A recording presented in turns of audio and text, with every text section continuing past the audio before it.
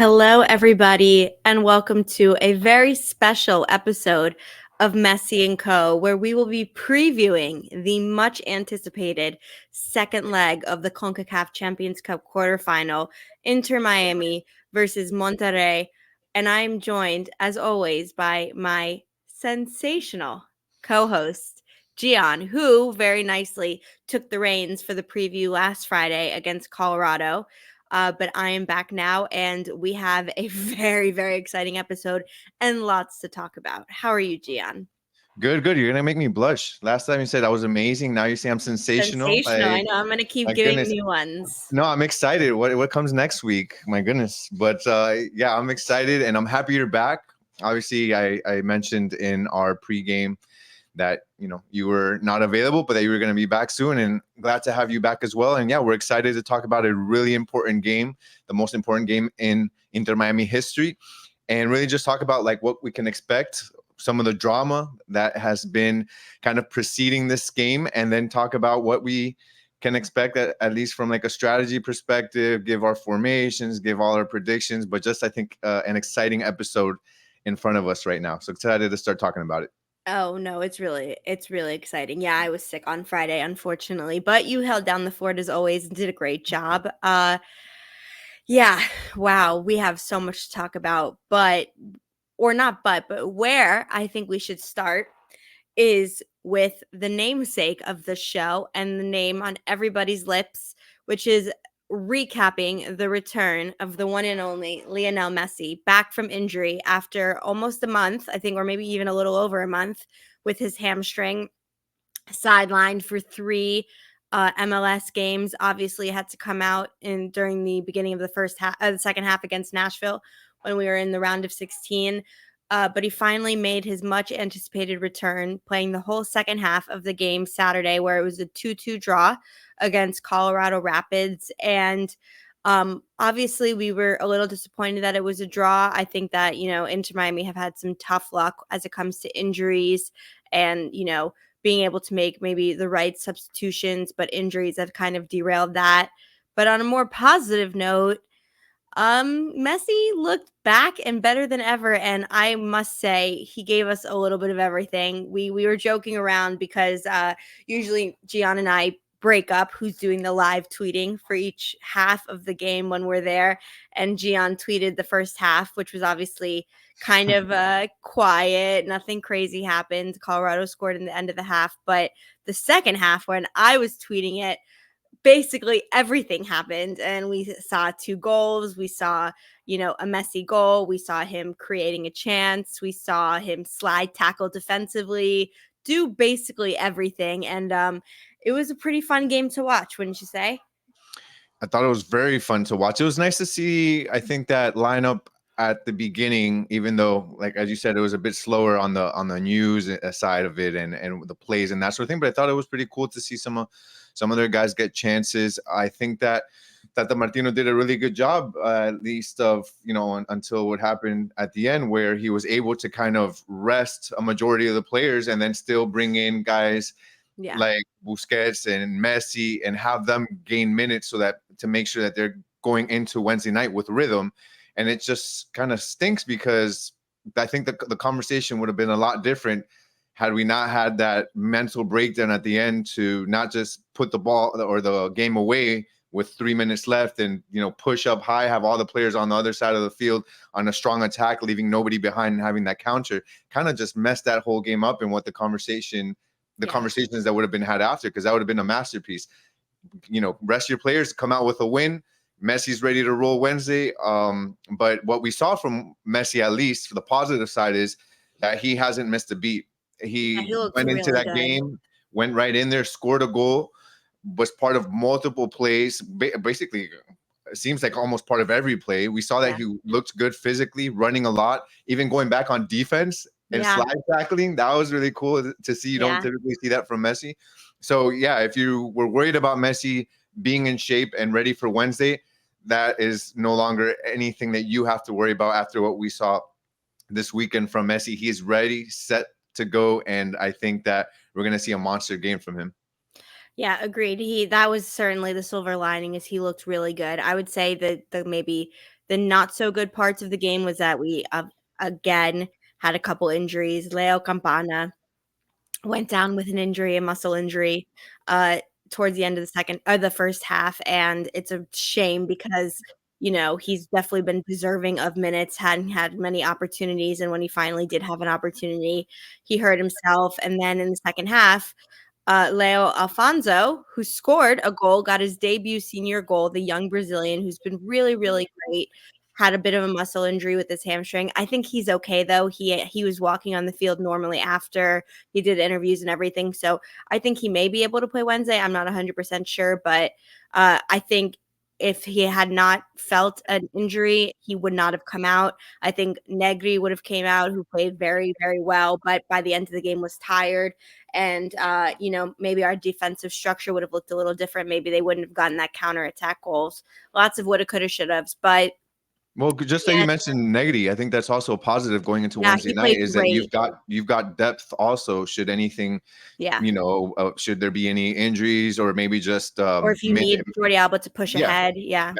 manage the strategy and adapt to the game, you've got pieces there. And man, Negri hasn't missed a beat either. He's a He guy played that has been. great. He just came back from injury and he played amazing. I was really happy from what we got from him.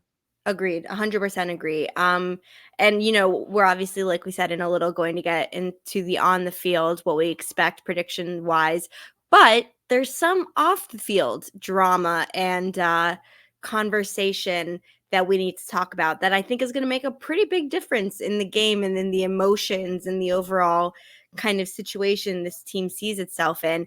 And I'm going to let you take the lead on this, Gian, because you have been, firsthand seeing a lot of reports. We obviously heard right after the game that there was a bit of maybe an interaction in the dressing room with the head coach and with the assistant coaches and Messi after some unsavory comments. We talked about it a little bit before, but there's more to say. More has happened.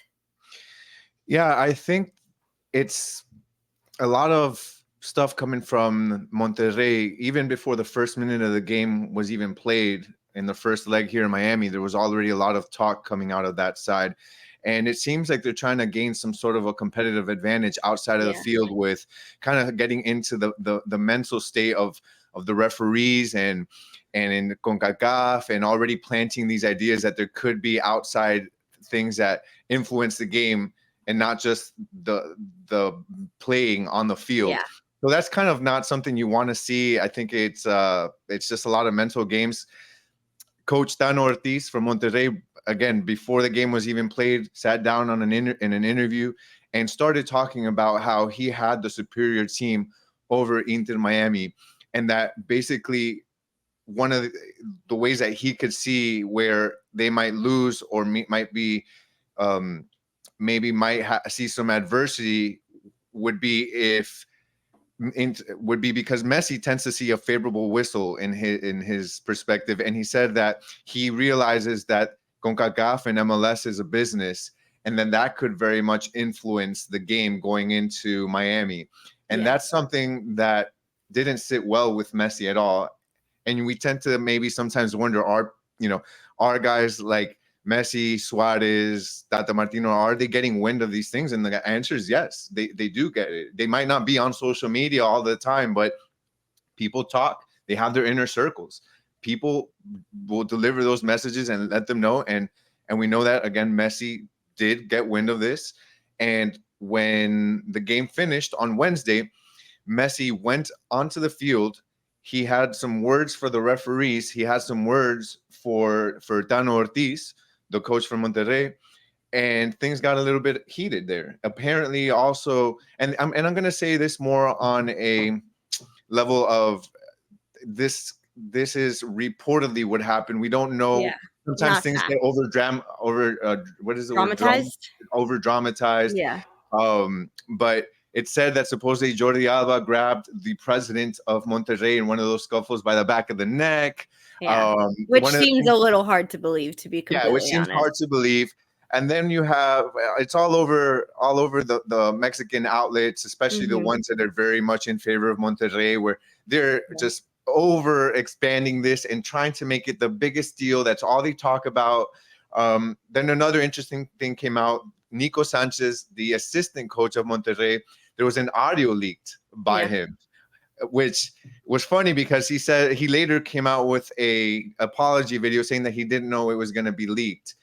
He said that it was only for his inner circle. Yeah. Yeah, sure, right, yeah, you didn't expect that to be leaked. Okay, Yeah. so in this audio message, he goes on to describe a scene where after the game, he goes into the areas between the dressing rooms, and apparently they're very close to each other. He Yeah. sees Messi come in after the game. He notices that Messi is heated, very heated, but he goes and tries to approach to ask for a photo with Messi, which at that point the famous bodyguard of Messi intervenes in that and kind of stops him from doing that. But he notices that Messi is super pissed. In his own words, he says, "This dwarf is looks like he has a demon inside him. He has the face of a devil." Like he was being adamant about how crazy and angry Messi looked. Yeah. And he says that Messi went and approached the referees again inside the dressing room. So when when Nico Sanchez sees this, he then, it looks like sarcastically or on purpose to be heard, he says to the CONCACAF officials that are in the area or immediate vicinity, he says, if that was us doing the same thing that Messi was doing, you guys would have sent us to hell. You guys would have kicked us Yeah. out. At that point, Messi hears that, and Messi apparently turns around, goes and gets in his face, puts a fist next to his head, and tells him a bunch of stuff, just starts to tell him off completely. Yeah. In Nico Sanchez's words. Nico Sanchez says, I don't pay attention to him. I pretend he's not even there. And at that point, it seems like to make things worse. And then Tata Martino enters the picture and gets in his face and apparently tells him to stop crying, to stop crying. So there's just a whole bunch of drama. Yeah. A lot of layers. As if this game wasn't, crazy enough. Now we've got all this backstory to it. And it seems like we have an angry Messi. And that's something that's going to favor us here in Miami, is to have an angry Messi. Because Yeah. you and I had this It's conversation before, and then maybe you want to explain it. Messi's not the typical player where when he gets angry, he might go and it might mess with his game. He'll get a yellow card, that sort of thing. What No. you want to explain what happens with Messi when he gets mad? Yeah. So, I mean, to your point, I think that Messi is incredibly patient, and throughout his career, he's had to deal with a lot of, very high expectations. Of course, media is sometimes tough on him, especially earlier on in his career, especially internationally, when he hadn't won for Argentina yet. And on the field, always players nipping at him, pushing their luck to try and stop him because, he's the best to ever play. But I think what we've learned with Messi is that the one main thing that you really, really cannot try and use against him that makes him really angry is his integrity within the game, his integrity when he plays. Trying to say that he cheats or tries to use advantages is just not him. It's just not. And the reason he's the greatest to ever play is because he's done it through his hard work, his play, his gift, etc. And this made him very angry, and that's why he exploded. And I think he, was upset that, the team and him decided he shouldn't play the first leg. I'm sure he really wanted to, but they were looking at the long-term game. And maybe, also I think they were expecting or hoping to keep this within a 1-goal game where it was either a tie, maybe a 2-1 or something like that. Obviously, the last goal was a human error where it was, David Ruiz gave the ball, or not David Ruiz, sorry, Diego Gomez gave the ball up right in a very precarious area that led to that third goal. But the second goal was a mistake too. No, exactly. And so maybe, there obviously we still have a hope, but I think they were hoping the game was going to be a little bit closer when it came to this part, and Messi would be able to come in and make, do something crazy. He still will, by the way. I still have a lot of faith. But to your point, what happens when you make Messi angry? No, he doesn't retaliate with fouls and with yellow cards and with frustration and kicking the ball away or trying to get into the opponent's ear. No. He beats you by scoring and by winning and by making you look like a fool. And so we saw it in the infamous, very infamous / famous game, the quarterfinals of the World Cup, Netherlands versus Argentina. Louis van Gaal, very famous head coach, said some unsavory things about Messi, and Messi waited and waited, and then he retaliated on the field by playing an almost perfect game of soccer. And obviously there were some things outside of their control. They ended 3-3, had to go to penalties. They won the penalties. Who knows what would have happened any other day, but Messi played out of this, like, on a different planet in that game, and he's going to do the same thing again Wednesday. Is it going to be enough? That's still, like, remains to be seen. Obviously, we're playing at a 2-goal disadvantage. It's going to be an incredibly difficult environment. We are dealing with other injuries. Whoever the starting 11 are going to be is most likely at least 9 or 10 of them are going to have to play the whole game, and so it's going to be really difficult. But I don't bet against Messi when he's completely normal. I don't bet against Messi when he's coming back from injury, and I certainly do not bet against Messi when he's angry and healthy. So all those things combined, it's gonna be quite the game. Hey, look, I'm not to compare Inter Miami to prime Barcelona, but this isn't the first time that Messi and Suarez Yeah, deal or go into a scenario like this where they're facing an elimination game imagine and going to the having to Bernabeu. and having to make sure that they put the team on their shoulders and to come up with a favorable goal line. We can go back to the Champions League where they were losing 4-0 to PSG, Yeah, and then they go into the second leg and they come back and win 6-1. Both Suarez and Messi happened to score in that game. So, yeah. How I about think when that they played at Wembley in the Champions League final against Man United and Sir Alex Ferguson? Like, yeah. talk about tough odds. Yeah, exactly. And so this is not something new to Messi, something new to Suarez, Busquets, Alba. This is a scenario that they've very much been in, and this is why you bring in players like Yeah. them. Yeah, they're skillful, but they also bring something that some of the other younger skillful players don't have, and it's called experience. They've been in this scenario, they've been in these hostile environments, they've had to deal with drama before, and they've had to put the team on their shoulder and come up with results. And I think that, especially after what I saw this past game against Monterrey, or rather Inter Miami, showed that they're a lot stronger team that people gave them credit for. Yeah. They people were saying that Monterrey is one of the strongest teams in Concacaf and that they were going to come in and put on a show in Miami. But they looked Well, pedestrian, and that was yeah, without Messi. Inter Miami was winning 1-0 with no Messi, experimenting some positions there, and Yeah. then they go into the second half and I, they gave possession up to Monterrey, and Monterrey wasn't coming up with a lot Yeah. of dangerous plays. They were doing very well on defense, doing well in the midfield, and then they go into the second half, and the only reason Monterrey is able to come and win the game is after they scored their first goal 3 or 4 minutes after The red card. going down 10 men. Yeah. And then that first goal ends up being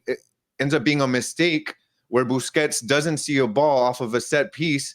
He doesn't see it because I forgot what two players jump in front of him. It ends up hitting his head, and unfortunate deflection off of Calendar. So that's not necessarily a goal that I would say, wow, Monterrey put together a great play. Now the second goal was a great shot. We can't take that away from them, but it also stemmed from a broken play, from a missed touched ball by Gomez. So when I look at those things, and Did I I look say again, 3-1? I meant 2-1. I don't know why. I feel like I kept saying the score was 3-1. I meant 2-1. no, Sorry, they keep won going. 2-1. When we look at that, and we going into Wednesday night, and again, just going back to the previous point of you've got Busquets, Alba, Suarez, and Messi going in with experience and putting the team on the shoulders. This is a very much winnable game for me, in my eyes. Agreed. And I think that it's gonna be difficult, but I agree with you that it's going to be a winnable game. I think we're going to have minus one or two pieces, a very, very strong lineup. My worry is maybe the 70th to 90th minute when we see some tired legs and Tata's not going to have as many options to substitute. But we're going to see a pretty strong lineup. I mean, the back four, we can start kind of talking about it. Obviously, Chelo got to rest. Alba got to rest.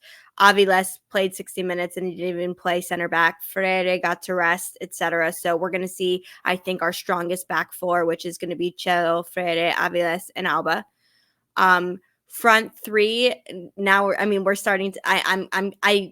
I'll say this: The front six is where I think it's going to be 4 of the best players. The other 2, I'm curious what Tata's going to do, because obviously we're going to see Busquets, we're going to see Suarez, we're going to see Messi, we're going to see Gomez. The other 2, whether it's, whether if Gomez goes up top and he puts in 2 different midfielders, or if Gomez is a different midfielder and he does a different left winger, because obviously Robert Taylor is not going to be available, Campana is not going to be available. Alfonso, I think we have to wait and see. And even so, I think starting him in this game is asking a lot from him. So I don't know. What do you think the front six is going to look like? I think in the midfield is going to be Gomez, Busquets, and Gressel. And I Yeah. think up front is going to be Suarez, Messi, and Alfonso. I think that I think that where I'm just worried, Alfonso. I don't know if he's healthy enough. Well, obviously, it would have to depend on that. We know that Taylor isn't, and I I think would say this. If he's not unless you healthy, put then Negri. well, I was gonna say, if he's not healthy, I think maybe option 2 is Gomez as the left wing, and then you do Busquets, Gressel, and Kramaski. Because Kramaski has played 90 I minutes actually, in 2 I actually forgot IMC. that Matsky was available. Yeah, I That's mean, a I good don't know point. I if forgot this he's is the available. first, the best way to start him and get him back into action. I mean, that's a very difficult environment to come in after missing a few months. He's obviously played the last 2 IMCF2, the younger team. He's played in the last 2 games. He's played the full amount. He's played good. But it's asking a lot of him. I would say, though, if Alfonso is not able to start, I think you will see Gomez as the left wing potentially, and Kramaski starting in the midfield, maybe, or you see Messi on the left and you see Gressel in the right wing, and then someone else in midfield. Like, it can't be Ruiz. I think that if Kremaski is ready for minutes in the Champions Cup quarterfinal, I think he'll get the start. Yeah. I think they'll figure out a way, whether it's a 4-4-2 or 4-3-3. They'll figure out a way. I think if they're not ready to get Kremaski minutes in this game, then to me, and Alfonso is healthy, I think Alfonso is a more natural fit. Yeah, agreed. In there. And then that gives you the opportunity to, if you're able to get a good result early on, then you can always take Alfonso out and you can put in Negri. That gives you added, like, you can mess around there. But I think that what you said, that list of players, those are like the for sure's, the key players. Those guys are 100%. The question is, again, what goes on that left side? Does it become a 4-3-3 or does it become a 4-4-2? Because he doesn't want to put Alfonso, if he's not healthy, as a winger on the left side. Yeah, I might not want to expose himself so much too.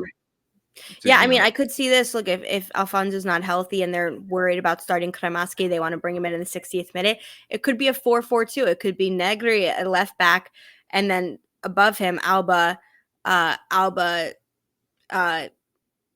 Busquets. Why am I blanking? Alba, Busquets, Gomez, and Gressel as your mid 4, and then Suarez and Messi on top. It could. I honestly, the more I could see that. I really could see that. Yeah, the more I talk about it, or the more we talk about it, I can see a 4-4-2, because if you really think about it, this team kind of really does operate sometimes in a 4-4-2 where Messi and Suarez are alone up top, and then given the fact that you don't want you need to go out and look you need to go out and look to score in this game. You need to be more aggressive, but do you want to lend yourself to having 3 really offensive players up top and then opening up yourself more to a counter or to, like, I think that a 4-4-2 is a good medium between that, where you can still remain very offensive but take care of that midfield. So I can see a 4-4-2.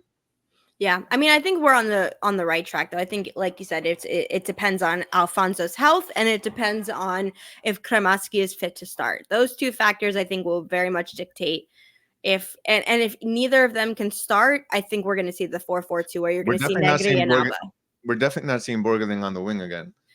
No, I hope not. And I said this to you during the game too, because it really was not his fault. He was put in a position that Yeah, does not belong to 100%. him. But I thought in the second half, when obviously there was no Campana and when they really didn't want to play Suarez, I thought he did really good hold up play. I thought every time they hit a long ball to him, he was able to, with his back to the defender, he got the ball, he stopped it, he made the right pass, or he got fouled. I was very impressed with how he played. Yeah. I don't think he's a week in, week out starter, but I think for what he was asked to do, he did a good job. But I think now that we've kind of talked a little bit about what the lineups look like, what the environment's going to be, I think it's time we give our predictions. And I'll tell you what, this is going to be a really, really difficult game to predict. And we also, by the way, even though it's late, it's going to be 10:30 Eastern time is the start time. We're Eastern time. We're going to still do a post-game live stream. So, make sure you have your notifications on. We'll be live on YouTube. We'll be live on Twitter, Facebook. As soon as the final whistle blows, probably it'll start at like 12:30 a.m. It's, it'll be a late night, but hopefully a really exciting one. Gian, we know the emotions behind it. We know we're going to see obviously some of the best we have. We're going to see Messi on a mission, but we're going to be playing obviously in Monterrey Stadium in front of a sold out Monterrey crowd. They have 2-goal-to-1 advantage. It's going to be a really, really difficult game. How do you see it going? I want to say, I'm going to tell you what I want to say. I'm going to tell you what I think it's going to be. I want to say 2-0. 2-0. Obviously, we move on with the 2-0. And the reason I'm saying 2-0 is because they didn't convince me in Miami. Those two goals that they scored were off two errors that I think Inter Miami are going to make sure that they clean up. And I don't think that they're going to have those opportunities again. The only reason I'm hesitant on the 2-0 is because they're playing at home. Yeah. So I think they'll at least score one because they're at home. So with that, if they score one, Inter Miami have to score 3 to pass. No, so I thought if it's 2-1, don't they go to extra time? Because then it would be the same.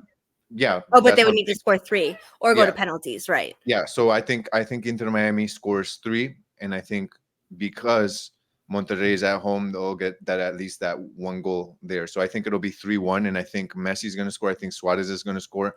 I think Messi's going to score twice, and I think Suarez is going to score 1. I think it'll be 3-1. I'm confident. I'm honestly not. I know that seems like a lot saying that Inter Miami is going to score 3 in Monterrey in a stadium with over 50,000 people and all that. But I just because I've seen, and I'm sure you have, just as a European soccer fan and watching Champions League, we've seen Messi and Suarez do this before. Yeah. If they've done it in Europe, if they've done it against PSG, in Champions League, I think they can do it against Monterrey in Champions Cup. And I think that this team is going to surprise and shock a lot of people in Concacaf. And we're going to move on. I'm excited. Well, I hope we get a little bit more of a favorable whistle, because I think we got like no calls in the last game. And obviously, could that have been gamesmanship? Could that have been, what Monterrey wanted? Maybe. I don't think it's going to be like unfair advantage to us, but I'm hoping we get a little bit more leeway, because it just felt like we weren't getting any calls. And without Messi, it's hard enough as it is. So hopefully we have a little bit more of a better game flow. But I think, you make good points. I'm going to say 2-0 because I feel like it's more likely for us to score 2 goals than 3. And, I'm hoping because of that, we can do a shutout. I feel like 2-1 is probably is what, if I were a betting woman, I would say it's going to be 2-1, and I would say it's going to go to extra time, and then I say it would go to penalties, and that makes my heart hurt already, and my eyes tired, because that means we'll be screaming till like 3 a.m. So I'm going to take a baby aspirin if that's going to happen before. I need my heart to be in good condition for that. That's it'll but I think we can both agree on, and what we're hoping to see more than anything. Look, I want us to make it through. I think we've had a tough break the last few weeks. We really have. I know it's easy to be like, what do you mean? You have Messi, Suarez. Like, how could you ever complain? We've had a really tough break with injuries. We've had a tough schedule. This team deserves, I think, to have a really good performance and to show out. And hopefully it works to our advantage. I know we'll be watching our eyes will be glued. It'll be really intense, really exciting. Everything you want from a good soccer game. Everything, that this team was promised. And so we're excited. I think, let us know in the comments or tweet us about what you think the what your score prediction is going to be. And if you think we're going to get a mad Messi or an emotional team, but maybe for the better, good emotions that causes everyone to really kind of like put their best out there. We will be live tweeting. We will be doing post game. Make sure you're following us at Messi and Co. Make sure you're following us on YouTube, 5 Reasons Sports. I'm excited. Any final words, Gian? No, just as excited as you. And Can't come fast enough. I'm really hoping that Thursday is a day to celebrate, and that there's a lot of good stuff for us ahead. And like we said, this is the most important game in Inter Miami history. This is what they brought Messi and company for these types of games, for these types of moments. And you all are about to live a quarterfinal in Mexico for Champions Cup with Messi, Suarez, some of the best players to ever play the game. And you can't ask anymore. If you want to be the best, you got to beat the best, and you've got to be in the tough games. You got to be in the tough games and come out on top. So this is where you want to be, and I'll see you on the other side, basically. I'll see you on the other side. So for this episode and preview for Messi and Co., I'm Ashley. That is Gian. Make sure you comment, like, and subscribe. Let us know what you think. We'll talk to you soon. Vamos Inter Miami. Vamos.